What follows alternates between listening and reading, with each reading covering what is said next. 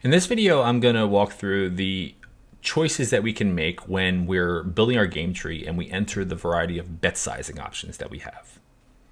Bet sizing options, what that does is it describes the basic parameters of the game tree, and it really generates the initial configuration of the tree. Each tool has somewhat different syntax, but they're all generally flexible enough to allow for us to have some very detailed customization where we can include things like multiple bet sizes. We can include things like situational betting and raising. So maybe based off of if a condition happens, then we're going to have one bet size, whereas if a different condition happens, we're going to have a different bet size. We can force certain actions. Maybe we force a certain player to check 100% of range or bet 100% of range. So we have a variety of options here in terms of building out this game tree and giving it multiple sizing options.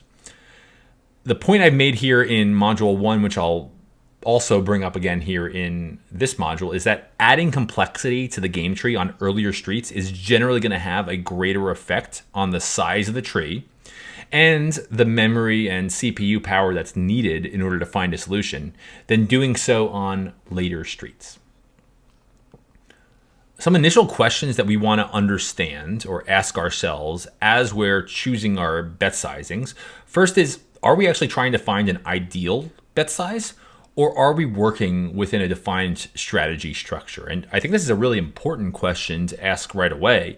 If you already have a strategy where you are only betting one sizing, and maybe you have a strategy where you only choose to bet 1/3 pot or you check.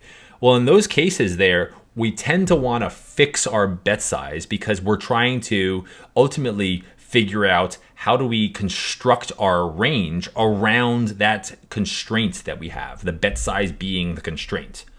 But if the test is we're actually trying to find what that ideal bet size is, well, in those cases, we are actually probably want to give the solver a variety of options or run the solver multiple times with different sizing options in order to see what generates the most expectation or what generates the scenario that our opponent is most likely to make a mistake against. What ability do we have to implement a strategy with the bet sizing options that we defined? Again, often I see people when they first jump into solvers, they say, well, let me give the solver 5 different bet sizes and I'll see which one the solver prefers. And what you end up finding is that often the solver is going to allocate all 5 of those bet sizes with a portion of the range. And you end up with a solution that is really difficult to interpret and impossible to actually turn into an executable strategy. So understanding and really having a good sense of, well, can you actually implement whatever output to some reasonable degree of accuracy? That's an important finding to know. If you're not able to execute a 2-bet strategy well, it's probably pointless then to try to look at solves where you give it multiple bet sizings to really turn those findings into your own type of construction strategies. Are the sizing options that we choose realistic to model actual gameplay? I do believe in trying to be as realistic as possible. So if you're in a scenario where maybe there's a standard continuation bet size that you always end up facing in your games, well, in those cases there, I think it's useful to, when you're building models, to fix those particular sizes for your opponents and understand the best way to play against those particular sizes. So making sure that your model that you build is actually as realistic as possible is an important consideration in choosing bet sizes. From your computer standpoint, what is the processing power or memory limitations that you have to be able to solve game trees of varying complexity? Some people are working off of smaller laptops, and you're going to struggle in those cases to be able to solve really complex trees. That doesn't mean that you're going to be extremely limited. I've seen people with lower end computers use solvers just fine. You just have to be able to understand what limitations you have and work around them and make the decisions around them to account for the limitations and build your trees accordingly.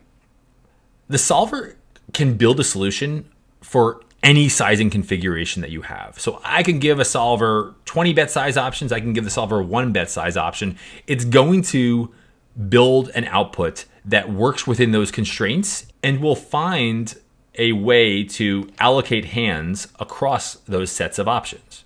But with that knowledge and with the answers that you have to the questions above, what you want to have a sense of is, well, what tests can we actually implement to account for the variety of sizing options that we can actually enter and use that to our advantage to get some really, really good answers in modeling gameplay. So some general considerations as we are entering our bet sizings. I like to think about this in terms of this 2x2 grid here, this little trade-off that we have. And the trade-offs that we have are amongst 2 dimensions. We have the dimensions here on going up and down, which is how complete do we want our solution, or how complete do we want all of the options within our model, versus how simple do we want that model to reflect actual gameplay.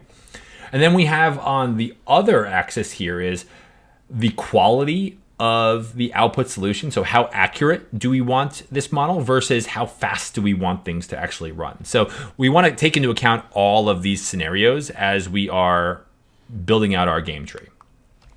So some general considerations that we have. So again, 1, are we looking at a flop scenario versus are we looking at a turn river scenario? We can, when we're looking at flops, we're just going to be limited more by our processing power. So we aren't going to be able to enter more bet sizes. Whereas if we're looking at turns or rivers, if we're looking at a river spot, we can enter a seemingly infinite number of bet sizes, and the solver is going to calculate everything to pretty quickly. So understanding what street that we're on is going to be a factor in building out the bet size options.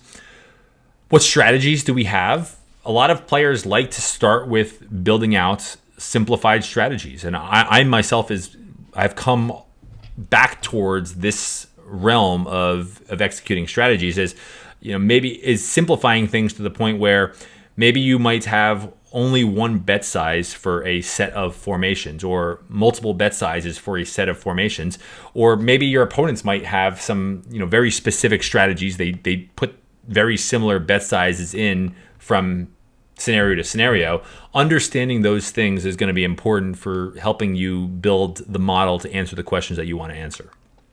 Gameplay dynamics obviously going to have a big factor here. If you have a player who is just overbetting a lot against you or betting really super large against you, you want to account for that. Maybe you wouldn't account for that in a different scenario, but understanding specific gameplay dynamics or things about your opponents.